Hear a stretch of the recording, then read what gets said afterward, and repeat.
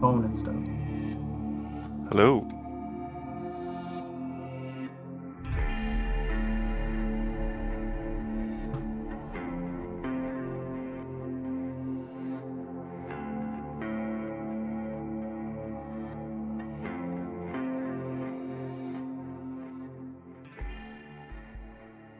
I'm not sure if you're talking, but I can't hear you.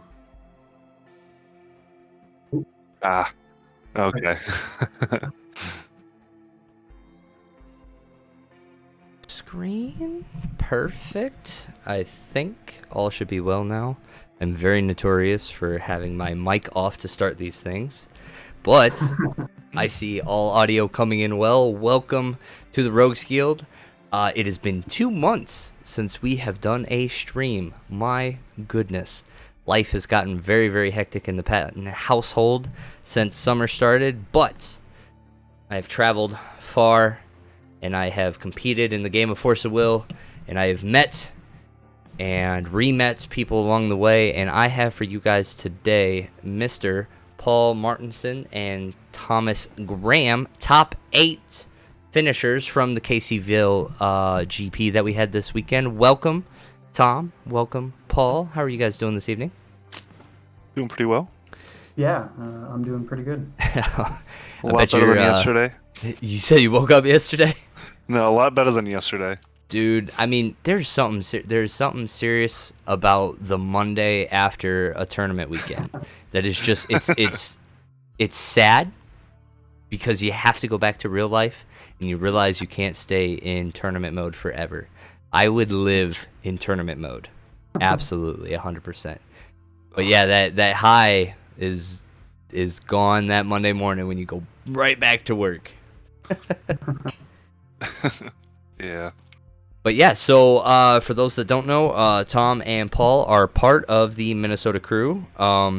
I believe that is going to be their official team name is Minnesota Crew, since they won't get around to actually formalizing their alliance. You guys are just going to be called Minnesota Crew forever. But just the latest of including Cal, who's kind of split right down the middle, half Rogues, half Minnesota Crew, to top the event. And Paul, actually just coming off of your win from the last online GP, correct? Yep, I won the online. And then Tom, you were top 8, right? Top 4. You made it past Yeah. top 8. Yeah, I got 4th. I mean, in all fairness, it should have stayed at top 8, but there are other reasons for that. Yeah, I ended up watching that, and it's interesting. We'll talk about it. You know, at this point, I would say unofficially, but officially 0 for 2 top 8 against Violet. I know. It's all right, bro. Me too.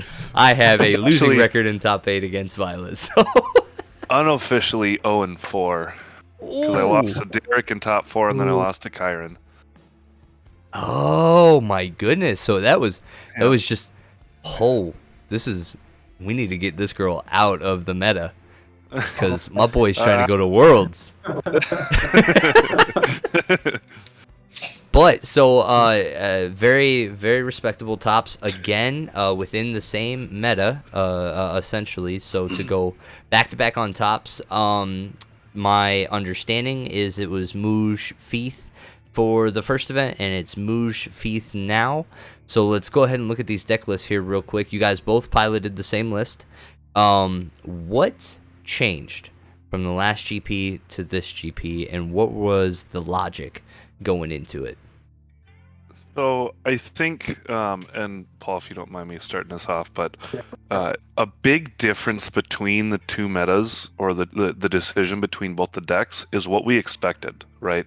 So initially there was a lot of talk about Violet, and she felt really powerful, and I mean the floor on her was very high, right? So you could pilot her just okay and just pull out games against most things, right? So that's kind of what we were going in expecting. And at that point, it was a lot of it was just answer a threat or two and make sure that we can kill you in a turn. Yep. It kind of started with some like combo. It's already a combo, but like true combo shenanigans where you just go off in one turn and you kill them same turn, right? Yeah, so I can even jump in on that. What was it? I think the very beginnings of these lists was John Paul. He put the combo and was like, have a nice meta, and you know, and he did his old arrogant thing he does at the beginning of meta. But we looked at that, and I actually got to, I think within a couple days, Logan Moses, he also piloted the list and took 12th at the most recent event. Yep. But we said, okay, Suya sucks. How do we win in one turn? So we just tried to take that combo shell and figure out a way to win in one. And that was the very beginnings of the list, as Tom was talking about.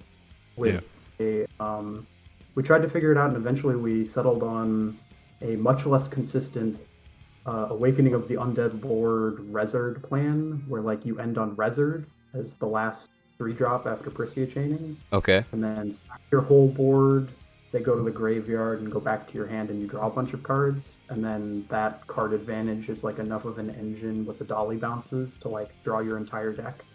And then you just put in a Ouroboros and swing with your entire deck in your hand. So similar to kind of like the Mirage. Very. Like that consistency of just seeing 6 cards per draw, trying to really find the pieces to the combo and the answers. Yeah, the decks won the same way, but the card advantage was so strong with the other list, we didn't really do the more stuff. We just literally drew the entire. I don't know. Eventually, we decided that was slightly less consistent as the meta was going on, and also as Tom mentioned with Violet, lost to Void, and we can't interact with Void, right? Like if we're trying to combo really fast, and Ouroboros too, like Ouroboros swing and loses to Dark Promenade. So there's so many like awkward things about that initial list when we were doing a lot of testing against Violet. Derek was on Violet at that time. I think Cal was too. Maybe Logan was. So the nice thing about being able to test against those guys is, you know, I mean, they're pretty proficient. Just in general, they pick up a deck and you know, they're able to pilot quite well. And it really pulled out the flaws of the deck that we had right away. I mean, we felt like the matchup should be very strong in our favor, and what ended up happening is the holes that we had in the deck that Violet could exploit just so easily. So we had to come up with something different, and that ended up being Magna Beast. And Magna Beast didn't actually even come around until we had come to the conclusion that let's not play Ouroboros. We don't need that. We don't even need Rezard. Let's combo on the end step of our opponent's turn, set up a huge board, and then just swing for lethal. And that's where it started. But we didn't really have like a good finisher. We weren't sure what the target. Resonator. We didn't sure what the target was going to be until I don't know. I can't remember. I think we tried it on a local day at one point because we decided that we didn't like Undead Lord, and I was like, all right, I'll bring Magna Beast. And then it's funny that you guys talk about that. I just thought of the other list. And I threw one in, threw a Never End in, and then I was like, okay, the board actually gets large enough that the activation of the Never End to protect our board is live. Like, which was kind of like I didn't think of it initially, but once we were testing it, we're like, oh, okay, you just vomit out enough pieces and like you're there. Yeah.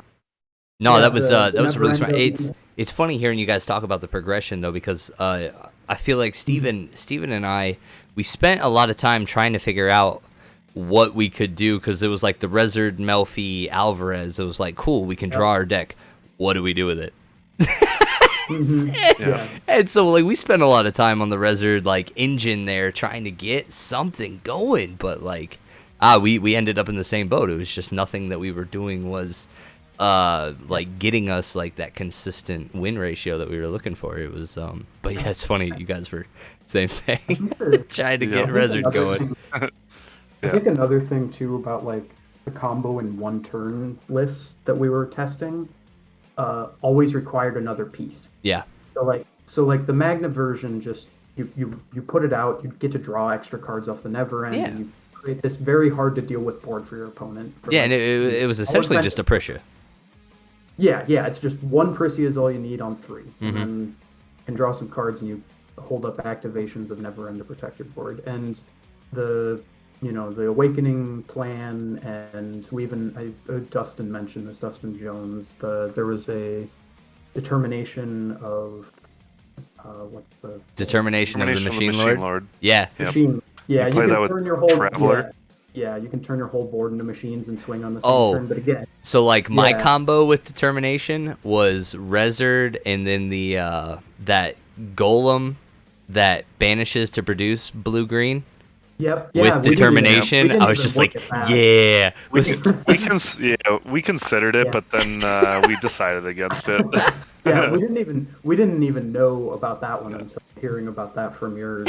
We were just like, yeah, that was my brain dead idea. I was looking at banish effects, and I'm like, all right, how can we abuse Rezzard? And I'm like, all right, well, this thing produces its own will on banishment, so that's good. So how can I just get this thing to swing every turn? Oh, Determination of the Machine Lord. All right, cool. So I've got like a 7-card combo. This is cool. Yeah, and I mean, I'm sure you kind of figured out that it still falls into those same problems. Yeah, it does. They kill Rezzard, or they, void, and you just can't do anything. You lose. Oh yeah, yeah. Just another beautiful thing you can't do in Force of Will if your opponent doesn't want to actually play a game of Force of Will. Yep. Yeah. So,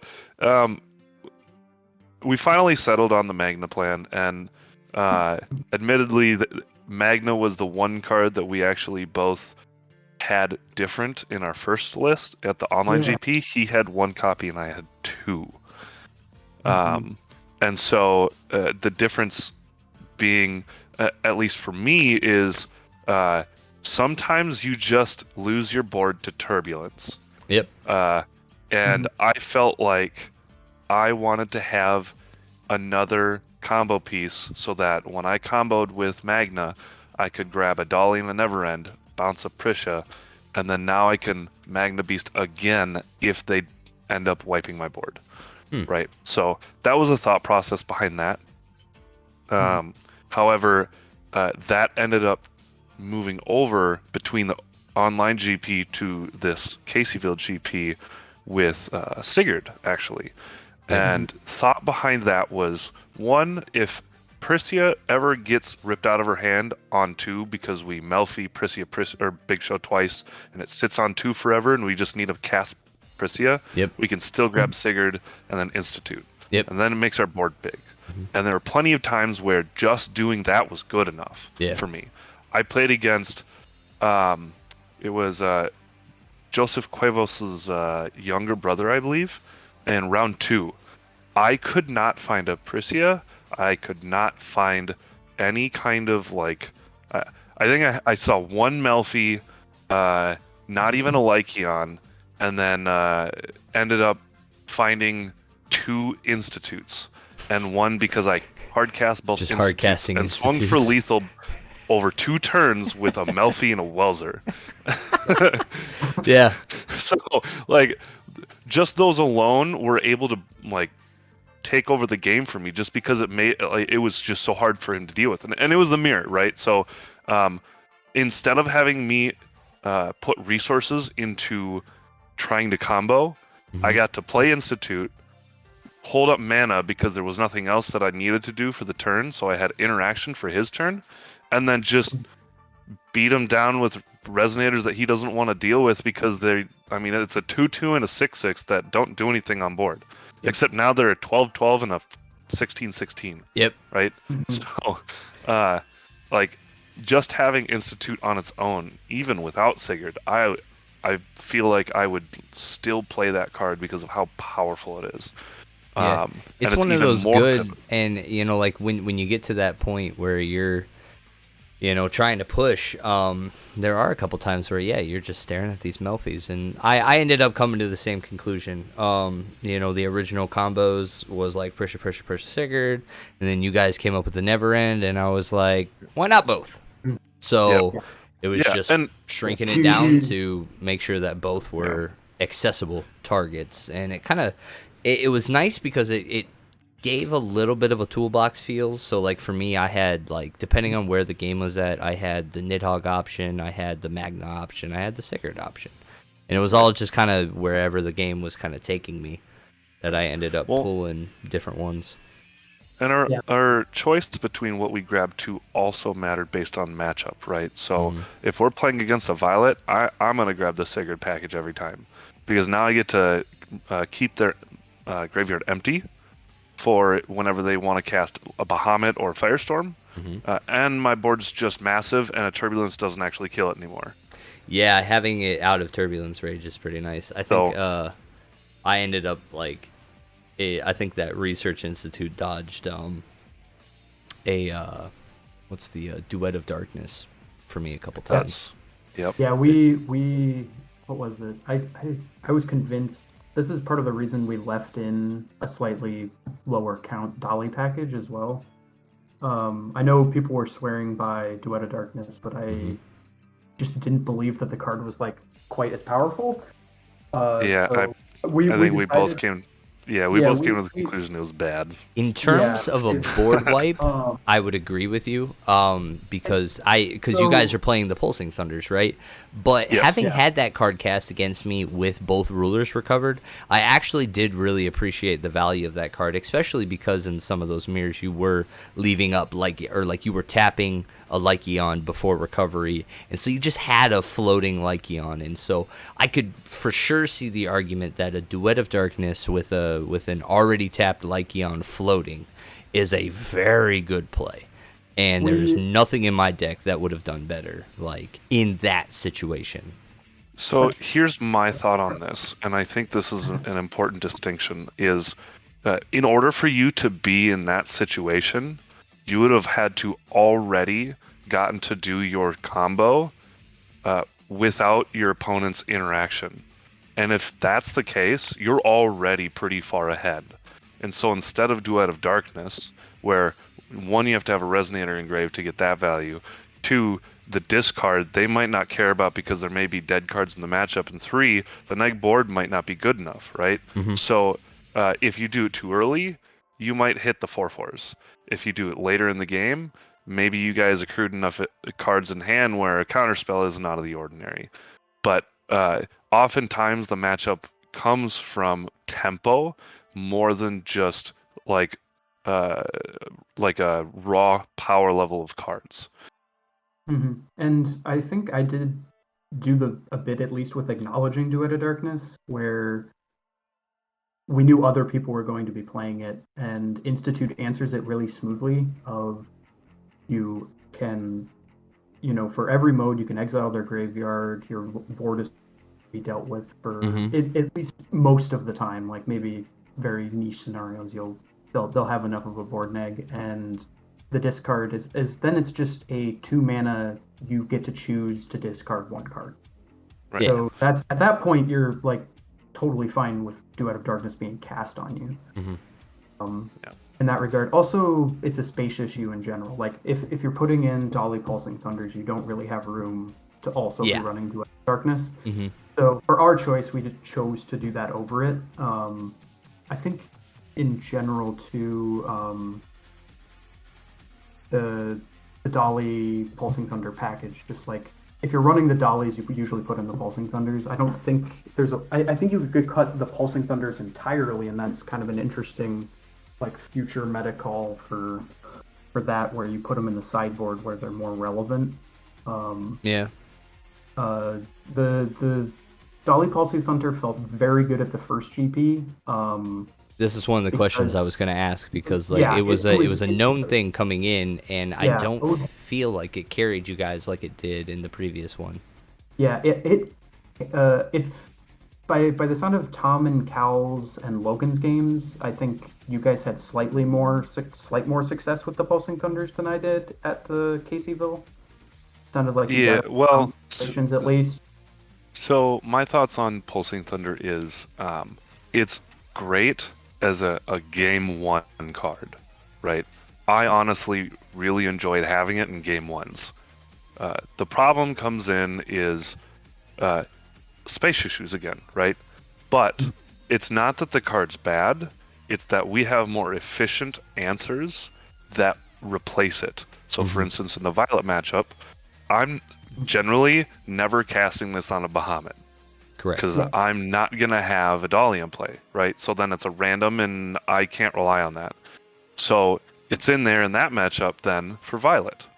But as you see in our side deck, we have Flames. Flames is a much more efficient answer to Violet because it's unchaseable. And it also has the additive effect of being able to search from your deck off of Apricia, right? So it's just more efficient and more valuable to me to have that in the main board. Or sorry, the sideboard. So No, totally oftentimes, understandable. yeah.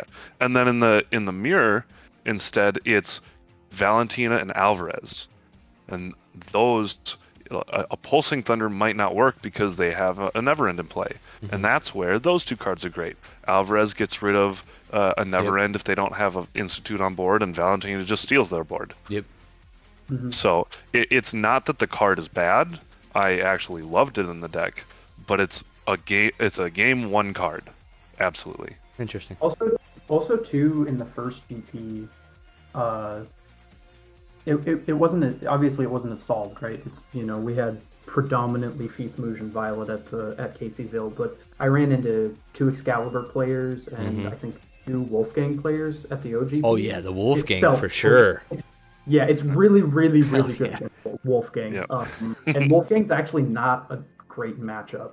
Surprisingly.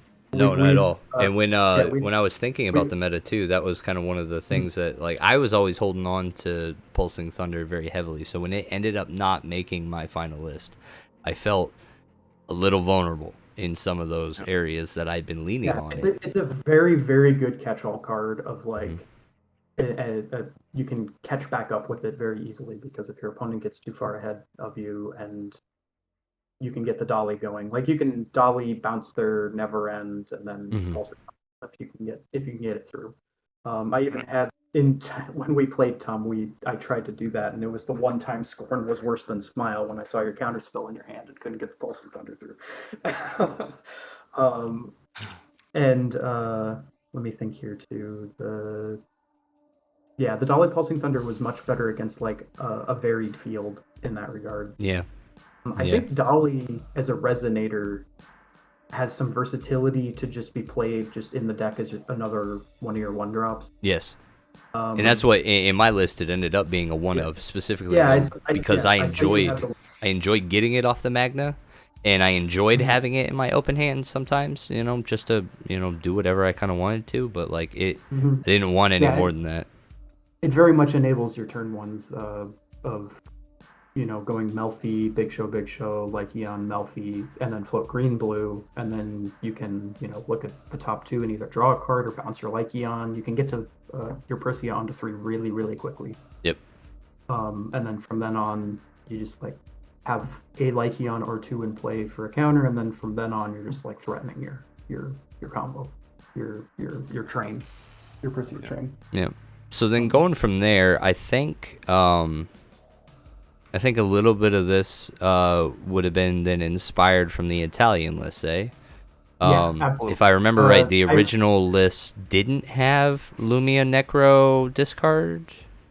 Nope. Correct. So from Lumia and then to the rest of the list, it wasn't in there. Except for Light and Raisin Revive, that's your guys', but we'll save that to the very end. So Lumia, Necro, Smile, we'll even talk about Smile, but Lumia Necro came from the Italian list? Yep. And Alvarez, and the Alvarez in the sideboard. Yep. Yeah, we decided not to put it in the main because we weren't sure how much of the mirror we'd face. We ended up facing the mirror a lot. Honestly, probably should have been Val and Alvarez in the main after how much mirrors we faced, but we decided to kind of just put them in the sideboard. We were debating on what we would cut, and we couldn't figure it out, and we didn't want to go to 41, so we just kind of left them there and called it a list. Didn't want to mess with it too much and get punished later. Yep. the Scorns over the Dark Alice. Yeah, so Smile. this is a meta call that you guys made. The normal card here is the Smile of Dark Alice, but you guys went with the Scorn of Dark Alice. Yep. Right. I think the main reason was Smile really doesn't do anything against Violet. They just do not care. And Scorn hits Baja. And Scorn does hit Baja. So Baja is the big... It is the main reason that we switched, and it also hits all the same relevant targets from the Prisia deck that we'd want to hit. Yes, and that is something I did notice from the... So we didn't really care. Importantly, it also hits Melfi. Yes. Okay. Yeah, you can really, if you can get it, what is it? If you're like on the draw and you get to go off and you Scorn them and take their Melfi, if you have a fast enough hand and they aren't going to be able to set up with their Prisia in their hand, like you can just really like knock them off at the knees of them not being able to do anything. Yeah, it's pretty cool. I think there was one game I had where it ended up working out okay, but it was like they took my Melfi over a Prisia, and I had to go like before untaps Big Show, and then I just used all my mana on Big Shows that turn. And I was able to play a Lycion and pass. Nice. But that was like the only that's one of the reasons I came to the conclusion that if you're on the play, and your opponent it's the mirror and they're on the draw, you just let them do whatever they want. If they have a strong enough hand, you cannot beat them.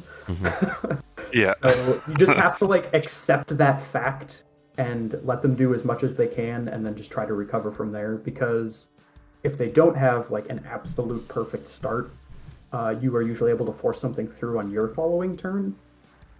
So the thing that I noticed in the mirror, and I played it 4 times in Swiss, and it seemed to me that everyone knew how to play on the draw if the person going first did something on their first turn. Yeah. But what they didn't interact with them on their turn with a correct. But what they didn't know how to do is the minute that you pass turn, F6 on their turn, and then start to combo before your draw step, they didn't know what to do, and it gave us a huge advantage. And the great part about it is, if they try to interact with your before draw step play, oftentimes it leaves them really, really vulnerable. So for instance, I had a matchup where they tapped out to cast a Necro Barrier, and then I'm like, that's fine. I don't care. Melfi's in play. I have another Melfi in hand, a Big Show, and then all I had to do, draw a card, call a stone, pass. And then now I've got more interaction to go on their turn, and I have the ability to control their turn more than what it would have been previously. Yeah, I would say something, and you said it best. That feels good when you have another Melfi in hand, because essentially you're on 3-will, right, going into your opponent's turn. I severely underestimated how much a second Melfi is necessary in a lot of your play lines, and in getting there quicker than what the game normally progresses. That second Melfi, holy shit, you need it. You absolutely need it. I had a turn. I think it was a turn 1 against a Violet, so I could safely do the combo. But I didn't have a Prisia in my hand, but I had double Melfi, double Lycion.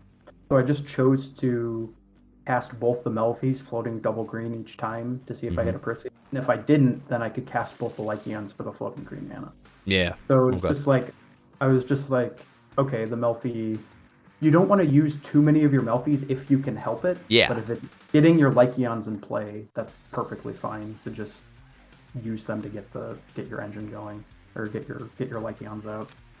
So then Scorn ended up kind of paying off for you guys? Absolutely. Good deal. I thought it was okay. I don't know. I'd maybe do a combination at a certain point, but it felt pretty good. There were a lot of instances where my opponent ended up, after mulligans, not having a Prisia in hand, and taking their Melfi just destroyed their hand, and they couldn't do anything anymore. Yeah. Interesting. Yeah. So then let's talk about this last spice right here. It's Light and Raise and Revive. I think it's the one that stuck out to me the most because it hurt me the most. Yeah. I was hurt. I was punished by it. Yeah. If you didn't know, well, Josh and I met in Swiss, and he nidhogged me on one. And Okay, so timeout. Preface that zero, he knew zero. what my deck was. All right, if That's it was true. anybody That's else, true. I'd have clapped I his heard. cheeks. But this madman mulligans and has double dolly in hand, and you have no idea how pissed I was when I got back to the Airbnb and I'm staring at your deck list and I see you only run 3. I'm literally talking to everybody and I'm like, all right, odds. Let's talk about this. Like if I see these guys in top 8, I still go for that play line, right? What are the odds that they're gonna see 2 of 3 in their opening hand? They're not running any opticals, they're not running anything. It's literally 3 cards in their deck that they have to mulligan really hard for. What are the fucking odds? Well, Paul Martin hit those odds. Yeah. Never didn't have it actually. But so he had to take both of the dollies because that would cleanly answer the Nidhogg he put into play. Yep. So he takes both the dollies, and I'm able to do a bit of comboing because I had. Yeah, because like your hand was 3 Melfies and a Prisha. Yeah, so I cast the first Melfi, and it draws me into a Lycion, so I just go for Big Show, Lycion pass. So And we then do a little bit of just kind of back and forth. You get a Witch of the Fallen Kingdom into play and like tap yourself out with yeah. I think get yourself completely tapped out because you at this point, not knowing that I have Light of Raisin Revive, you're in a pretty damn good spot. That's what I thought. Yeah, you got 2 dollies exiled. I knew the mirror. I knew what your outs were. And Yeah. you know what? Tapping out with a Black Witch was a good fucking idea. Yeah, so I actually a Lycion before untaps and untap, and I use that Lycion to cast Light of Raisin Revive to get my dolly from the Nidhogg exile into play to bounce steals the fucking dolly. To bounce his witch and then go off through that, and then just like at that point the game is over because now I have my own Black Witch and have yeah, it goes so, like Prisha, Magna, Black Witch or Black Witch Never End, and I'm just like. Paul, question: Did you with the first dolly bounce Nidhogg? No. Oh well, it would. Because if you bounce Nidhogg, yeah, but maybe you didn't have the mana for it. Yeah, I didn't have enough mana to do all that. I could have done that. I could have really just necessary. Had one more mana. Yeah. Yeah. Nah, he did it. I also chose to exile or get that dolly back just to get an extra resonator in play. Because then if after the combo the Fallen Kingdom really isn't doing anything. Yeah.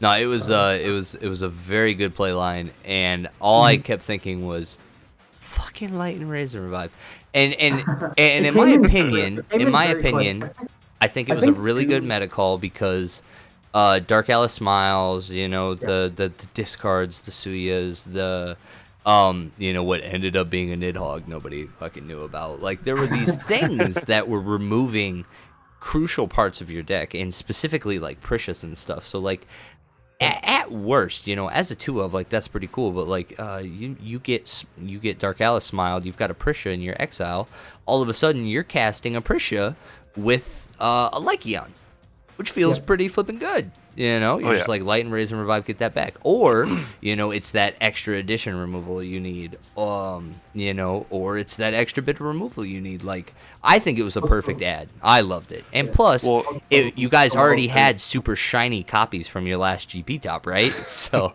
like, you gotta play those. Cheats. Oh yeah, I think I only had one of the top 16 or whatever. I used the promo even earlier, but also it can buy back Welsers, so it's not dead in matchup. Yeah. Where like the removal isn't good, like everything else on it isn't very good. So you can at least buy back Welsers. Mm-hmm. You can really extend Welsers too with the dolly stuff we're running, where like you get the Welser the first time, you light a Raisin Bride the second one, then you can bounce it back to your hand with the dolly. So like you've gotten to reuse this Welser so many times, if needed. Yeah. So it's a very good tempo part in that regard, where you're just able to keep them off. Well, and it like trying to do to interact with you. The nice thing about it, obviously, the big draw to it is pulling a resonator from exile. But notably, it also hits Magic Stone non-J ruler entities. So you can also hit institutes off it and Lycaons and other additions that are problematic, like an Alvarez or even a Valentina, and especially Neverends. An opposing Neverend, if you swing in, both of you have activated Neverend, and then you exile theirs. I mean, what are they gonna do? Exactly. No, I think it was a fantastic ad. I absolutely loved it. It was spicy, came out of nowhere, clapped my cheeks, and I have to tip my hat to it. Absolutely. Also, we also knew that we were both on Scorns, and if we saw each other and we don't want to turn on the light of Raisin Revives in the mirror. That was an awkward local thought process. Like, what was it? I think I added Duetalites in the sideboard at the last minute for the card getting sent to the graveyard. Well, this is actually something that I kind of wanted to talk to you guys about, because we actually saw a lot of these go into time, right? And you guys chose not to go with Almarius. I also chose not to go with Almarius. But I actually regret that decision, seeing specifically how Bremont ended up using Almarius in the top 4 to seal his victory against a Mujfith Mir that wasn't running it, right? I watched Cal and Victor go into time, going into 3rd round. Neither of them had an Almarius, and that would have been an easy victory. Like, how frequently, kind of looking back, were you like, man, maybe Almarius would have been, like, because I didn't think about time. You know what I mean? Yeah, I didn't consider the time thing. And looking at Bremont's list, I'm positive that is exactly why it was in his list, because I don't think he had any Reyes, and I don't think he had any he didn't have any Final Stance. I think Bremont 2 also was so he's got the Suya configuration, which is great in the mirror. You have really proactive Lycaon activations with your the Curse of Ragnarok. So you can just really rip your combo player's hand apart. Violet can like draw out of these things, so it's not the best the best against Violet, you know. So in this decision tree, choosing Almarius, he said it was mostly for Violet, so he can survive against the Baja, because his main deck configuration is not as strong against a Violet deck in the early. Yeah, in like game 1, for example, it's not as strong against the Violet deck. So switching to the Almarius was definitely there. I think I just really like the bottom effect of Mujdart. I think, what was it? Well, when we were testing, a friend of mine was using a flute as a proxy for Mujdart, and I actually made a joke that I'm pretty sure Mujdart was better in that spot than flute, even though flute is pure card advantage and Mujdart isn't, because you can bottom your combo pieces with Mujdart. Exactly. It's just kind of this, it's just this hilarious thing of like, and you saw it he was able to close the game out. Kudos to Bremont, especially with his his Lumia line in the that double Lumia line at the end, that was very, very, very good line.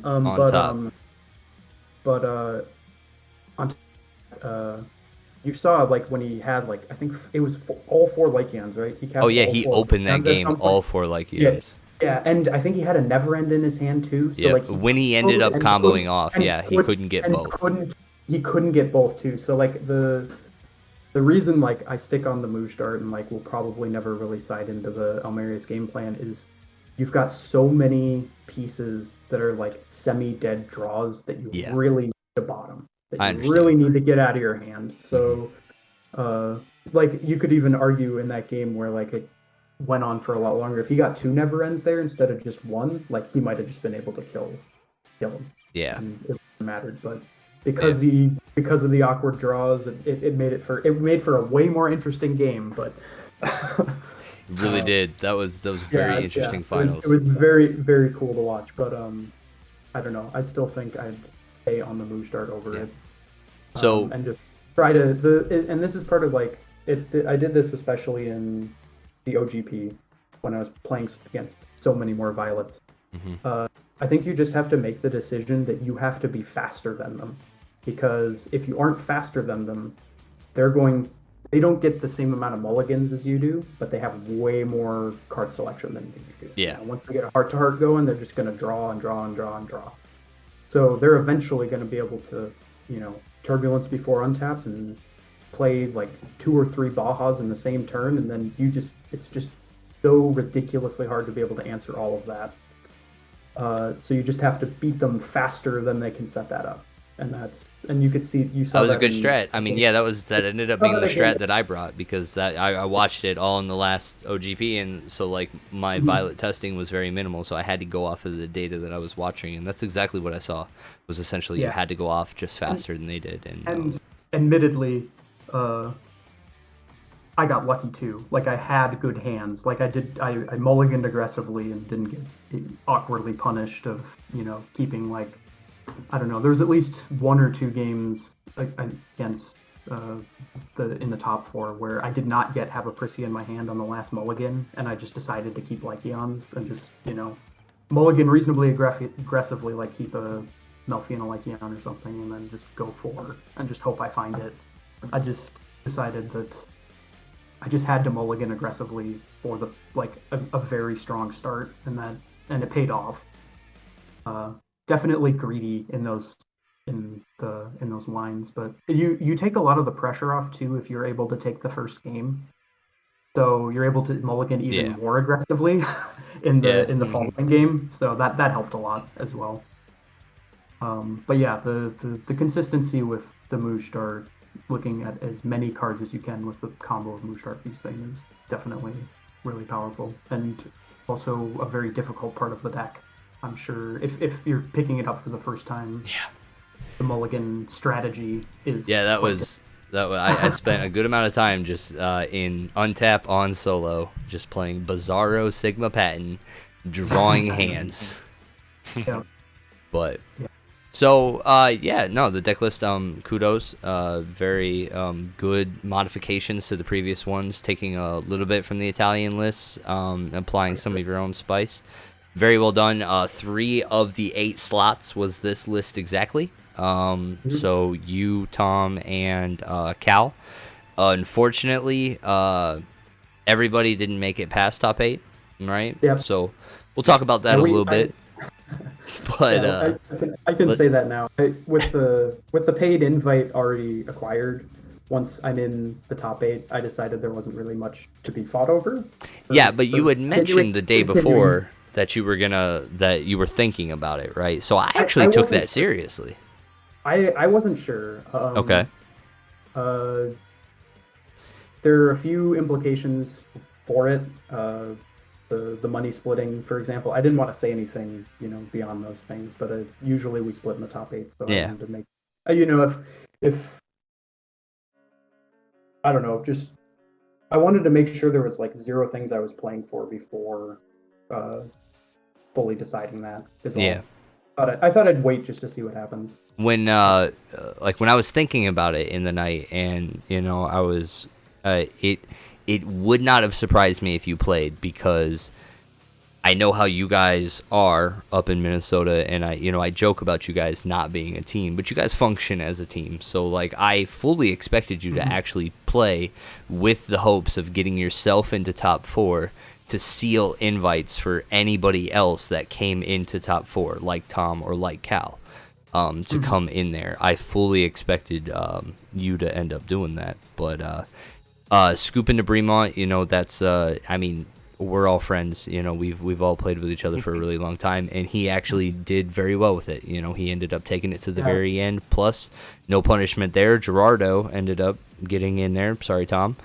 And so everybody in top 4 got their invite. So that it would have been a little interesting with you up there in top 4. Then at that point, with the way everything shook out, I actually did think that, funnily enough, of like if I had beaten Bremont, and we'd played it out, and I had won, and both Tom and Cal had lost, I'd be like, what exactly am I doing here? It would have felt very, at that point, it would have felt very, And so, like, I've had this talk with the Rogues a couple times, because I would say very early in, not very early, I would say as recent as last year, I was very adamant that it was rogues first, everybody else second, in terms of how we approached collecting invites. And through the course of conversation and everything, I think the team ended up convincing me of otherwise. I think, and the more events that I go to and the more involved that we end up getting in the community, like, man, everybody's a friend of everybody now. And so I totally, respect anybody, getting there. And I don't know, it was like after Worlds, we ended up putting a Discord together for Worlds 2019, right? And at that point, it was just like, man, Team USA all the way. Let's just let's try to get the best players to go to Worlds to represent our country. It became bigger than Rogues at that point. And so, it's nice. I think you made the right call, scooping to Bremont. He'd have probably clapped your cheeks anyway, just saying. Yeah. But you got to bow out humbly and leave it up to question. I don't know. I had a pretty convincing win against Bremont myself in Swiss. Did you? Good for you, buddy. It was. Do you know what happened? I actually. So hold on, let me think about this. I'd heard stories about Swiss, but go ahead, enlighten the audience. So this was round 4, and I was dead to rights. Yeah. I won game 1. He won game 2. He ended up getting a really good lead on me, tempo and card advantage wise, and he was able to combo and build a big board with a Neverend and a Linda, Witch of the Fallen Kingdom, I should say. Okay. I knew that the only card in my deck that could get me out of that and win me this game was Valentina. Now I was on 3 stones and going to 4 stones, and I had 2 blue sources. Nothing in hand of relevance. Draw for turn, it's a Melfi. I'm like, all right, I think I can do this. So I untap. Yeah. I call stone with Feasting. Get another blue source, I think. Yeah. Regardless. It was a 6 Sage Stone, so I activate Mooj Dart, draw a card, put a card on bottom. It wasn't Valentina. Then I actually did I? No, I didn't even call Stone with Melfi. I hadn't called Stone. I was just on 4 stones because I used Melfi to cast or used Feasting to cast Melfi. Yeah. Called double blue. Yeah. In the dark. I had no other draws. In the dark. In the dark. And it was Valentina on top. I slammed that down so fast, and he just looked at his hand, stared at me, and then looked back, and was like, "Yep, that happens." and by no means should I have ever won that game, but it ended and up Bremont's deck has no answer for going wide. Like, oh wow. And so. At that point, Crystallization. my Mooj Dart was still untapped, so I had an activation for Neverend, and on his turn, he cast Duet of Darkness, and I activated Neverend, and that's when he's just like, "Yep, that's it." So it was a top deck and a half, because if I would have you had to call you had to call the will and draw the card, my boy. Yeah, well, yeah, so... knowing your outs. Couldn't even have activated Mooj Dart the second time to be able to see another card, because if I hadn't, his Duet of Darkness would have wiped all of the 4-drop and less, including Neverend Dragon, so I wouldn't have lethal. Mm-hmm. Yeah, that's crazy. That's absolutely crazy. Yeah. Good for you, man. I mean, it was definitely an interesting match, that's for sure. He's a great player, and oh man, he made me sweat for a while. But I just enjoyed the whole tournament. I had a lot of fun, and it's always nice going to GPs like this and meeting all your friends from everywhere around the U.S. and so you went undefeated, right? Yeah, I was 5-0. Because so between the two tournaments, that was in round 4 yeah. when you had to play Bremont. Yep. So like, so between yeah, there was the two only tournaments, I was 11-0-1. Woof. My Yeah. only 2 losses. You could maybe count Bremont as a loss as well for the scoop in the top 8. Nah, you're fine. Okay. Well, my only losses then, and 1 draw to Justin Jones to try to get him into top 8 contention when we met the round before the last round, because it didn't really affect our chances. Yeah. So my only 2 losses were to Tom, both times. I lost to Tom in Swiss, both times, in the OGP and in Caseyville. Yep. So basically, what I think is happening is, if I beat them, they probably win the GP. Oh, okay. All right, I got it. Hey, you and I should play more often. Yeah. Just do a little bit of testing, huh? Yeah. Get you a Rogues Guild jersey.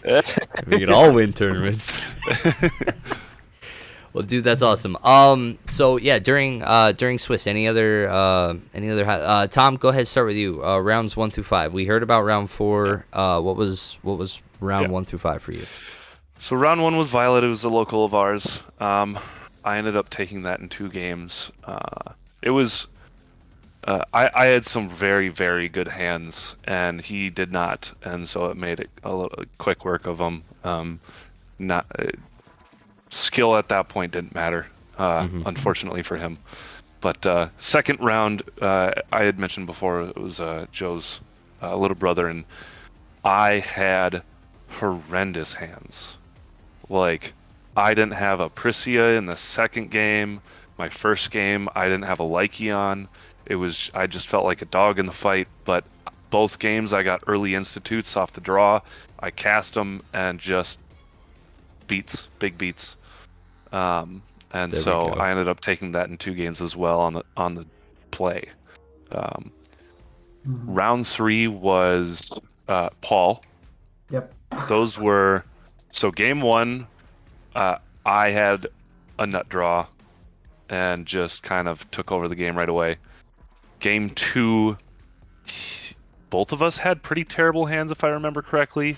And what ended up happening was he played the best line that he could have at the time, and he even said out loud, "Man, this line, it's probably the best I got, but I just really hope he doesn't draw Institute." And then I drew Institute. Wasn't that game? Or was that game 3? Yeah, I think that was game 3, if I remember correctly. Right. That might have been game 3. Game 2, I think. Oh, that's right, because game 2 you won. Yeah, game 2 was reasonably quick. Notably, I did, because I was on the draw, I actually didn't have a Welser in my hand, and I bluffed the Melfi. That a boy. Yeah, so we'd been playing enough that, like, we knew that the blowout is too strong, so I was like, I could bluff this. Yep. So that put me really far ahead. Yeah, that put me really far ahead in the first game, and I think the second game was very fast. Yeah, and the third one we were both getting low on resources, and you had an Institute because he hit me. I think you had just like a bunch of Melfis in play. Yeah, I had 3 Melfis and like a Welser. Dolly, Dolly and like a Welser or something. Yeah. He didn't have very much pressure, and I had nothing yet. So I was like, okay, as I said about the Institute, I was like, okay, if he doesn't have Institute, I think I'm fine here, because I had a decent amount of counter magic. Yeah. And what ended up happening was he got the Institute and got me low, and then I was able to combo after that, and then he was also, I think, able... No, you didn't find Priscia. So he just like developing his board state, and I couldn't swing in enough to like hit you down for lethal. Like I couldn't find lethal after comboing, right? Because your board was so large. Yeah. And we both just sit there and top deck for quite a while, and what was it? Eventually, what happened was I ripped a Prissy off the top for the first time in the whole game. Jeez. And what? Wasn't the oh, that's right. It wasn't the first time I ripped it with a Scorn. Right. Sorry. Yeah, it wasn't the first time, but it was. I think I had done the double Institute, or sorry, double Big Show. Excuse me. And then I ripped it off the top, and the minute I started swinging, I'm sure he knew there was a Prissy in my hand. Yeah, or a Lumia, because Yeah. at that point, he'd gotten a second Institute during that time of staring at each other. And So my board was bigger, but he had a never end. Yeah. So every single thing on his board had become a lethal attacker. So it became the problem of I do not have enough dollies and like flipped Rulers to like block everything. So eventually I have to block with something that doesn't have barrier, and then just removes it. It was very interesting. I think the one of the more interesting lines too is you eventually hardcast a never end, and I go dolly bounce it because I'm trying to get rid of his board with a pulsing thunder. Yeah. Yep. And I bounce the never end to his hand and scorn him. And this is the one time I wish I had smile instead of scorn, because he had a number 13 in his hand, and I couldn't play around the number 13 and also pulsing thunder. Damn. Yeah. So yeah, it was pretty. The one time it was. Yeah. Although admittedly, I don't know. I may go back to the smile. I think the scorn was an interesting call, and I think it was partly because we were shifting to it, and Light of Riz and Revives were being talked. It was very much kind of a lot of the local stuff was affecting decisions in that regard. Yeah. Yeah, the think tank. You're like 8 moves ahead, and everybody else is like 3, and then your 8 moves can't keep up with the 3. Yeah. So many meta moves ahead. Yeah, that was another reason I kept on the double Institute too, instead of going Institute Alvarez. Institute is reasonably good against Violet, and also it's great against opposing Alvarez's, because now that the cat's out of the bag, the Magna Never End line is known. People are going to be. I expected people to be running more of that card. So the Institute is a better answer in that regard. That was round 3, and we talked about round 4. What was your round 5? My round 5 was actually against a new player, Todd. Maybe not new player, but it was his first GP, and he had a winning in at his first GP. Yep, he had a winning in the last round, and he ended up getting 9th, unfortunately. But the unfortunate part is he had the worst breakers out of the 10s going into the last round, and losing to me helped, but it wasn't quite enough. Yeah. That round was, I wouldn't say it was close. I think my experience won me that match more than anything. Yeah. There was one key moment where he had cast Duet of Darkness, and at this point I had an Institute in play, and number 13 was the only card in my hand. So if I let it resolve, I lose it anyways. So I ended up activating my last Lycion to number 13 it, and he Welsers it. That just loses him a Welser, because instead of me countering his Duet of Darkness and then moving on, he uses Welser, gets exiled, no longer has that. I activate for Institute to exile his yard so he doesn't grab his Prissy out of grave, and then I discard my number 13 anyways. And it doesn't end up killing anything on my board because I have Institute. So the moment that happened, tapped out for it, and I just killed him on my next turn. So I think that if he were to have a few more reps on the mirror specifically, it might have changed it a bit, but outside of that, he played pretty well. Games were relatively close, but it kind of fell into that. I went second game 1, he went second game 2, I went second game 3, and you know how that goes. Yeah, I do. Yes, I do. So then you make it top seed, completely undefeated, only undefeated, number 1 seed. Going into top 8, you are facing a Violet, and so I will actually be interviewing Gerardo and Joseph tomorrow night to talk about their Violets, because I believe they I believe they are kind of the same example that we were just talking about in terms of these scorns and like being within a local meta and progressing past a certain point, because they said fuck Dark Violet, we're just gonna play the same old Violet from last one. Yeah. And they beat face with it. So go ahead, tell me about your top 8. What happened? So round 1, I had an absolutely ridiculous draw and killed him turn 2. Okay, so you won game 1 with the coin. Yeah. Perfect. Well, I wish that happened for me. I was actually let's see. I think I was on the draw. I was on the draw, and he passed turn. He had activated Eternal Wind on tap, whatever. Then I pass go turn with a floating or with a stone. Yep. So I go Melfi, green, draw, big show, drop a Lycion, activate, Melfi, green, blue, draw. I play the Dolly to target my Lycion, hoping to bait out any kind of activation, which it did. He Aegis it. I had another Lycion in play in hand. Yep. So then I big show to get another my third, and then I went Lycion, Melfi, Priscia, build up a massive board, and he could no longer interact with me. And so at that point, I passed turn, and he had nothing, and I killed him on the following turn. That play line only works if you hit the 6H stone, right? No. Oh. Had to have. It doesn't. So what did you go for? Did you go for Sigurd or Never End? I went Sigurd. So you went the Sigurd play line.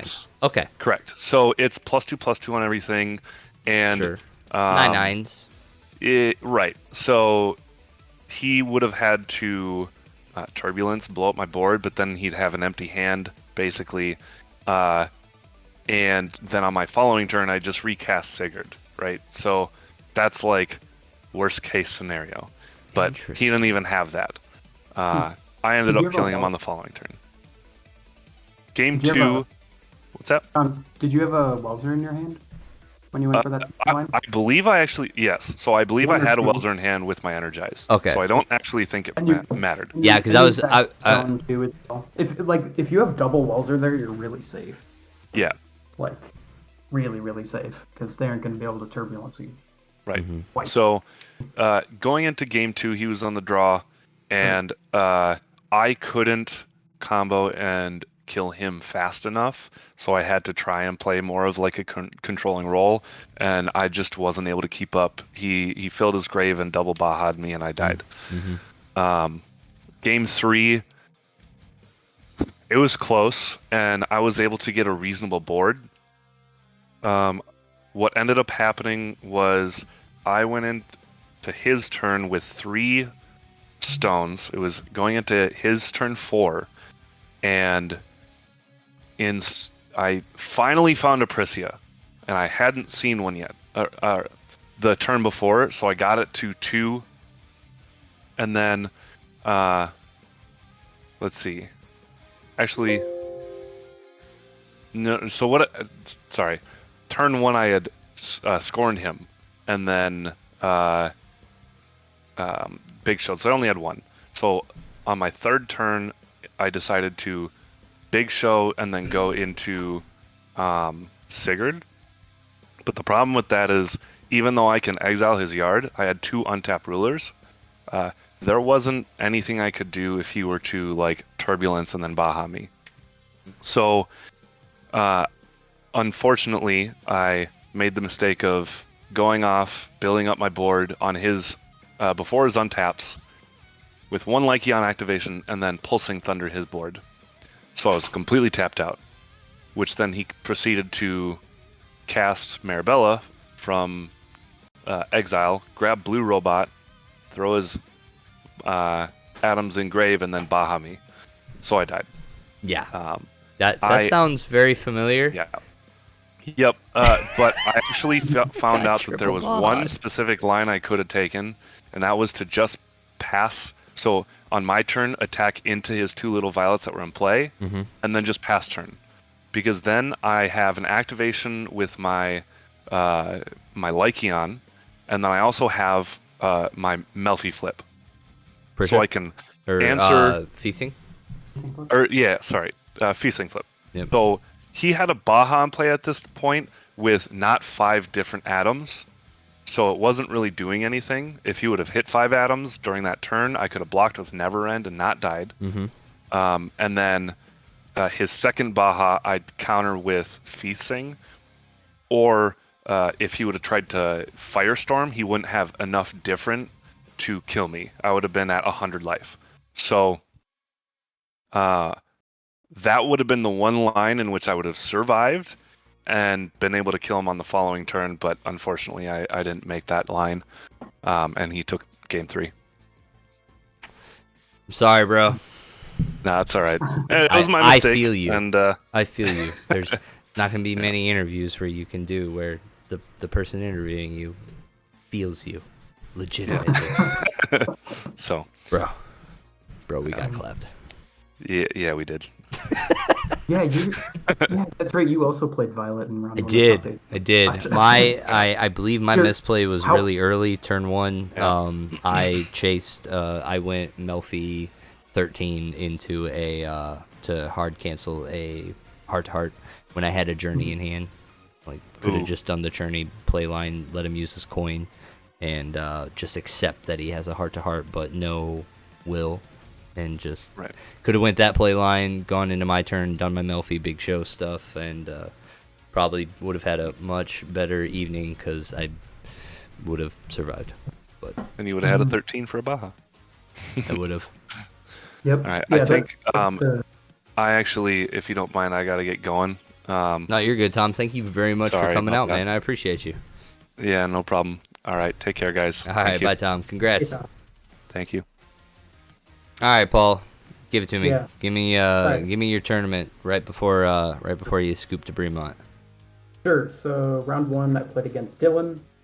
He was on Violet. He was on the Dark variant, and the Dark variant did its job of stopping me from like combo killing him, but it did not do a very good job of killing me. Yes.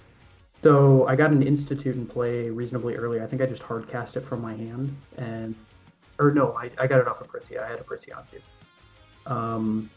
And he was interacting with me quite a lot with the dark cards like Barrier and such, and Smiles. And wasn't doing a lot of Adam shenanigans.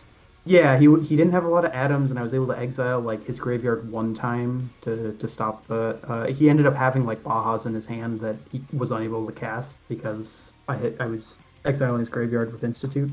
I had like just edged enough out of his graveyard. So eventually I'm threatening lethal with the Institute attacks. Like I passed the turn. I don't have a lot going on. I think he had 3 or 4 cards in his hand at that time, and his deck just kind of like it was the moment where I was like, okay, this is where he can come back into the game. I didn't think he could kill me with 3 cards in hand. It seemed a little unlikely, but he had gotten rid of my Institute and he flips, and I let the flip resolve. I have 2. I think I have a Melfi and a Prisia in play, something like that. Enough to kill him on the next turn, but not with a blocker. Yeah, so with 3 cards, like I also don't understand how they're getting lethal. Yeah, but it's a moment where he can come back because he can drain and slow me down. So he discards a Baja off the first activation of his Violet. And I was like, oh, he really has nothing left in his hand going on. And at that point I was, he had to like give it swiftness and drain by discarding like a Baja and a Turbulence to kill my Prisia. Yeah. And go back to enough life to survive. And it was pretty easy to win from that point because I can just leave the Violet alone and just chip in for damage and make sure he doesn't cast something that kills me because now he doesn't have to draw engine anymore. Yep. Game 2, I just went off really hard. I think he let me go second, if I remember correctly, and I was able to Welzer his interaction. And then killed him rather quickly with just the Magna Never End line. I think our games were pretty fast, if I remember correctly. Round 2. What was round 2? Round 2 was me, buddy. Yeah, that's right. There we go. Yeah, round 2 was you. We heard about the first game with me Light of Raising reviving the Dolly. to get there for the combo on the first turn. Our second game was extremely long and extremely strange. I value you. What was it? We eventually get to a point where you have comboed, but you tap yourself out enough and you barrier me on the beginning of my turn and tap yourself out. And at that point, you're like, I hope this is enough. And I'm like, unfortunately, it's not enough. I call a stone. I want to say same. I'm trying to think of what situation did I have the Black Witch again? I want to say I had the Black Witch and I necroed you. Yeah, on my turn. Yeah. So you didn't hold up the necro, which might have been slightly better play, but it's awkward too because it's like I couldn't cancel. Yeah. If I remember right, you had me outvalued in hand. I had comboed off, and I had the necro. I want to say that necro was like literally the last card in my hand. So like I wasn't winning any cancel war. I had the Black Witch on the field, and the reason why I necroed during your turn was because in my mind your only out was the Valentina hard cast. Like you wouldn't be able to get it off the pressure because of the because of the like Dolly's not bouncing anything. Nothing is interacting with my Black Witch except for inner effects. So if I take care of that, then Black Witch should be fine going into my turn. That was my logic. Yep. And then you proceeded to... I cast the second half of Lumia and exiled your Black Witch. And then my Chrysia and went and got Valentina. You did not lose in that spot. You cast a flute, I think, with one card in hand, and was able to draw into an optical to bounce my Valentina. And then I bounced your Valentina like 7 times. It felt like a lot, but I think it was just the 2. You optical camoed it. It bounced. It went back to my turn. I put the Val on the bottom with move start because I had another Prisia in my hand. Cast the Prisia. I think I don't know if we fought over that with counter magic, but I was able to get it through. Got the Val again, passed the turn. You find another optical. And then at this point, I don't think I could cast the Val, or you were maybe able to cancel the Val. But at that point, I had created like a reasonably large board, and we were in time. Yeah, so we were in time. So I created a large board, was up the game, passed the turn, and was able to block enough damage. Oh, that's right. You Nidhogged my Val. That's right. You hard cast a Nidhogg. That's right. From hand. Yeah, the most wild play. You did it like off of Melfi mana. Yeah, because you were at 2 cards in hand, I think, and I knew the one was the Val and the other one. Yeah, I think the other one was. But yeah, we had literally got to a point where it was just your Eternal board and my Eternal board, and I was just digging for my Valentina. I couldn't find my damn Valentina. I had your Valentina. You actually did find it though on the last turn. So we go into the very last turn of turns, and all I need to do is like. Oh, I did, didn't I? And he top decks his Val, which you probably should not have showed me because I would have had a chance to misplay if you had not showed me the Val. And I just was able to block enough of the damage and not even bother activating the Never End, although probably would have if we were going to play more. I was like, well. So I just hold up the Feasting, flip to counter whatever card you're top decking, because top deck mode at that point, and you didn't have enough damage to swing for lethal. Yep. Yeah, that was literally it. It was I top decked the card, and that was you had enough flyers on the field. Like I remember we tried to like quickly do it because we felt like it was, but then I had 3 or 4 flyers. And you only had 1 Never End, but you had 2 rulers that you could have judgmented at any time. And so it was all right, well, that's flyers there. And so that was the hopes of the misplay, was like trying to get the Feasting to flip first. Like we had to, what was it? I think after double checking all the damage, because I had to block your Never End with my Never End. But then you took everything else flying. I could took everything else flying, and I think you had slightly more resonators than I did, so you could swing with an X, like a couple Melfies, but they're only 2/2, so it wasn't enough damage to also kill me. Yeah, that was an interesting end to that one. So yeah, we ended up 1-0. Yeah, you took it 1-0. Yeah, took it 1-0. In round 3, we talked about Tom's game. I don't know, the only game where I would have rather had Smile instead of Scorn. Yep. And then round 4, I played against Dustin on Wolfgang. Yeah, that boy was not happy. Yeah, that was reasonably understandable. Dustin, my boy. Yeah, it wasn't the best. I think I took it in 2. I had a lot of Witch of the Fallen Kingdom in our second game, I remember. In the first game, I remember I Pulsing Thundered him in the first game. In the first game, he had to go for a certain line, and I was able to Pulsing Thunder. In the second game, it was kind of interesting. He dealt with 2 of my Witch of the Fallen Kingdoms. So I only had 1 left in the deck, and I had to go and get it off of Priscia in response to a search. And it left me like slightly open to some interaction lines, which I was concerned about, but I got him tapped out previous to that, and then top decked an Institute to have enough damage to kill him because he also had blockers, which was very lucky to say the least. So I did kind of squeak out double win. We may have had to go to the third game if I had not drawn the Institute to find lethal. So that was I won in 2, but it was a lot more close than it sounded. It's very much, and especially if you don't have reps against the Wolfgang list and are not on the Dolly Pulsing Thunder package, it is not nearly as easy of a matchup as a lot of other decks are. It's very much like an anti-Thief Mooge list. The only problem is it's very soft to Violet. You really can't do anything with most configurations against a Turbulence into Baja. You just can't do enough. There's not a lot of life gain in the deck, and you just kind of end up dying. I've heard him complain at length of running into violence.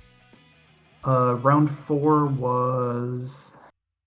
That was round 4. That was round 4. Round 5 was on stream against Casey. It was a mirror. She did take game 2, I remember. We did have 3 games. Game 1, if I remember correctly... I remember I watched this not too long ago. I think game 1 I was able to Scorn a Priscia, which was significant enough to get ahead enough.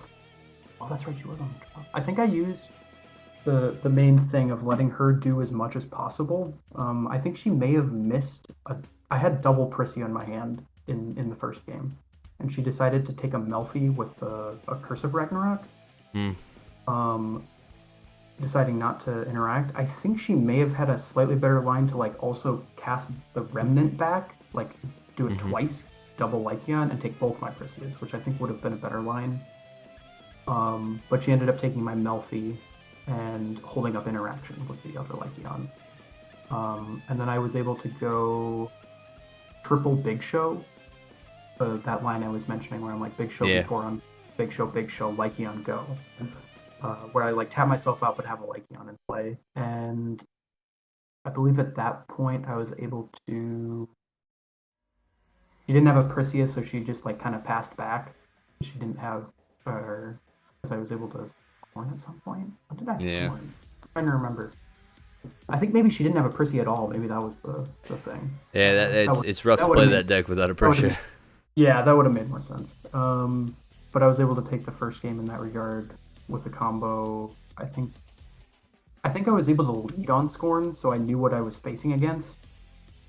So I knew I could force the Priscia through, where I traded a number 13, and I think she may have had Welzer, but it didn't matter because I had mana to cast the Priscia again.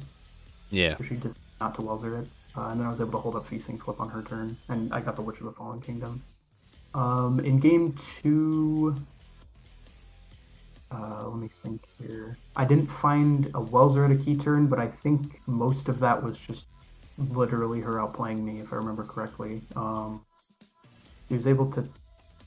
I think she was on a hand-hate plan in the first game. I remember she did double black with a Melfi and cast a Smile, so I couldn't interact with it at all, and I just tried to find something with Big Show because I can't Welzer it with my 1 mana. And then I don't remember everything that happened in that game. I don't remember as well. I think I got into a scenario where like I thought I needed a Welser, but I remember watching it back and she had a number 13 in her hand. It was the last card in her hand. So she would have beaten So me. she'd have got you anyway. Yeah. Yeah, she'd have got me anyway. In the third game, she had a really punishing misplay where on her, I went second, and we Welser fought, and I had one Lycion in play, I believe, and I had tapped myself out because I Welsered her Welser, so I knew she had a Welser. And I got one Lycion in play, and I think I had 2 big shows going, and I passed with the Lycion up, and she had called a 6th stage on her first turn, but not the second turn, and decided to tap not the 6th stage stone when she cast her Melfi. So I was able to hard counter her Melfi when she only had colorless mana. Yeah. Yeah, it was, and like I knew she had the Welser too. Like I wasn't gonna be able to fight over that realistically if that had gotten through. And then the very next turn, I was able to scorn her. Yeah, I did that quite a bit in testing. Comboing. Yeah, I was able to scorn her after comboing, I think, and take her Prisia. Yeah. So I was able to pull ahead because of the. Yep. Not unfamiliar with that misplay. Yeah. I did it a lot in testing. A missed stone tap. That would have been a very interesting game. I think she had a chance to win the third game if she had tapped correctly, which is. It's amazing how many tournaments come down to just a couple of moments. Yeah, and my top 8 was very exciting. I didn't play any games. Congratulations, stress-free. Yeah, it was. It was stress-free. I think I mentioned that to Derek after. I was like, all right, I'll wash my hands of the implications of already having. Yeah, no, it actually worked out really perfect. None of your guys made it, and the man that you pressed on ended up winning it all. So Yeah, it was. We actually made. There's a joke about that at some point. I don't know if you've heard of the Derek curse, but Derek often would top 8 and lose in the first round. Bruh. And Brandon was on a bit of the same curse where I think he had top 8'd about 4 times and had lost in the first round all of those times. So naturally, if he gets his free win in the first round, he goes on to win it. So that's the that's the thought process there. Didn't give Charlie a chance to get him a game loss for some kind of error. Yeah, that's right. But awesome, dude. I'm glad I got to play with you. I was very grateful I played with you in the second round because even though I lost, I felt very tight with my decisions. I felt very confident then with the deck going forward. There's very few. And this is what I kind of explain to everybody. Sometimes when you sit across, a known player, who, can, push you to do your best. It really just kind of helps you to hone in on, where you're at. And I would say after that, I didn't feel like I lost the games because of decisions that I make. I felt like I had put myself in really good positions. So like my loss from you actually gave me confidence to push through the rest of it. Like what did I tell you as soon as we were done? I don't remember. I said I'll see you in the finals. Oh, I'll see you in the finals. So like that, and I meant it. I wasn't gonna lose another game after that. And so yeah, I appreciate our match. I appreciate seeing you in person and getting to actually officially put a name to a face. And I look forward to all the future shenanigans we're gonna be getting into, buddy. Oh yeah. There's. I don't know. We'll see. What was it? I think. The before. What was it? I was just going to talk about Feast Moosh for a second. When I came into this Caseyville one, I kind of thought we may have had a tier 0 meta, where it was kind of one deck or nothing. So I was having a slightly big head, so I'm kind of glad I got to play against people and be proven slightly wrong in some places where the Violet doing is just the stock Violet list doing as well as it does. Yeah, I would say I'm very yeah. I'm very confident that Moothfish is not the best deck. I'm very confident that Violet is keeping every other deck from challenging this one. Yeah, it could just be one of those things where Violet's got enough of a completely different game plan that it's impossible to attack both of them. I don't know. That's what it feels like. Oddly enough, in testing though, it wasn't Ragnarok.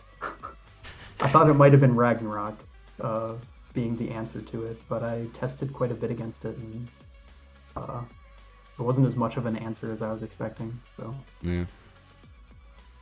All right, my friend. Well, thank you very much for coming on stream. Thank you very much for talking about your deck, about your tournament, and we will be seeing you around. All right.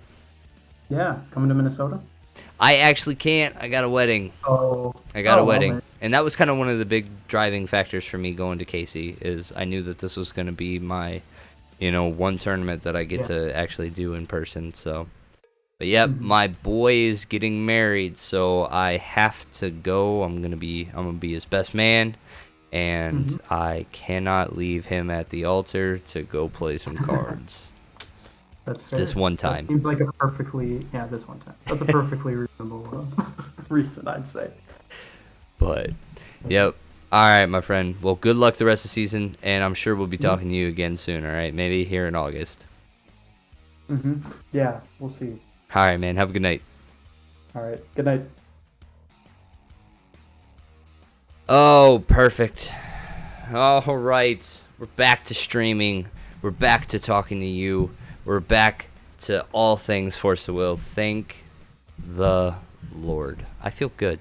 I feel very recharged. I feel very excited. What did I tell you guys? After that last GP, I said, after seeing the elite caliber of playing, and after I dinked around with a shitty Mouge Feast list, I said I wasn't going to be dicking around anymore. But we're here. So I will be talking to more players from the top 8 of Caseyville, talking about, we'll talk to Joseph and Gerardo tomorrow, where they'll talk about their Violet list and why they had so much success with it going into this. I would also very much like to know why they didn't hear about the Dark, or if they did, why they didn't go with it, because that ended up being the way to go. So we will talk to them tomorrow night, same time, 8 p.m. Eastern. So make sure you are following our channel. Click the bell or whatever to get the notifications so that I come across your little phone that says, hey, Rogues Guild is streaming. So that way you don't miss a thing. We will be doing a couple of these this week, including something with the Rogues Guild ourselves. We'll do a little bit of a roundtable where we talk about our tournament experience. This was the biggest Rogues Guild turnout that we've had in a really long time. There was, I want to say 6, top of my head, 6 of us.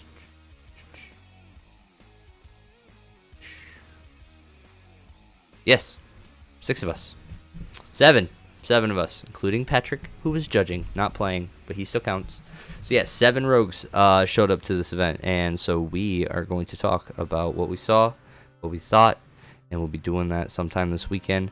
We might be playing some cards. I did just sign up for the OLS, so I will be, Patrick submitted an Arla list to the confidential channel, and so I'll be taking a look at that. I might be playing Arla for this OLS. He says he might be onto something for this Mouge Feith meta, so we'll see. I will put 3 games into it, and we will be streaming all those. So thank you very much for coming out tonight. Thank you very much for hanging out with us. Thank you very much for keeping the chat going, and we will see you guys tomorrow. If you are interested in being in our private Discord, please give us a sub on Twitch. That sub will get you into our private Discord where we talk Force of Will whenever you want to talk about Force of Will, because we like talking about Force of Will. So if that's something you're thinking about, go ahead and give us a sub. All the money from the subs help us travel for tournaments, help keep us completely excited about the game, and help keep us doing content for you so you can stay excited about the game, and so you can come out and do tournaments and hang out with us and be awesome. because we are a small community, but damn, we love each other. So much love this weekend. Anyway, great seeing you guys, great hanging out with you again, and as always, GG.